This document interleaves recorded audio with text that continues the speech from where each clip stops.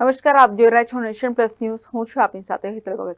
ખેડૂત ખાતેદાર તરીકેના બોગસ દસ્તાવેજ ઉભા કરનાર ઈડરના જાણીતા તબીબ અને તેની પત્ની વિરુદ્ધ જાદર પોલીસ મથકે ફરિયાદ નોંધાતા ખળભળાટ મચી ગયો છે. ઈડરના ભાવના ગાયનેક હોસ્પિટલના ડોક્ટર કિરીટ શાહ અને તેમના પત્ની ભાવના શાહ સામે પોલીસ ફરિયાદ નોંધાઈ છે. ઈડરના કપોડાની ખેતીની જમીનને બિન ખેતી કરાવવા તબીબ અને તેની પત્ની દ્વારા કલેક્ટરની આંખમાં ધૂળ નાખવાનો પ્રયાસ કરવામાં આવ્યો હતો. તેમણે ખેરાલુના નાયબ કલેક્ટરની બોગસ સહી સિક્કા સાથે ખોટા દસ્તાવેજ ઉભા કર્યા હતા. સમગ્ર મામલો સામે આવ્યા બાદ ઈડરના ઇન્ચાર્જ મામલતદારે જાદર પોલીસમાં ફરિયાદ નોંધાવી હતી. જાદર પોલીસે ઈડરની ખાનગી હોસ્પિટલમાંથી જ તબીબને ઝડપી પાડ્યો હતો. પોલીસે તબીબને ઝડપી પાડી વધુ કાર્યવાહી હાથ ધરી છે. Jitendra Solanki, Nation Plus News, Sabarkantha.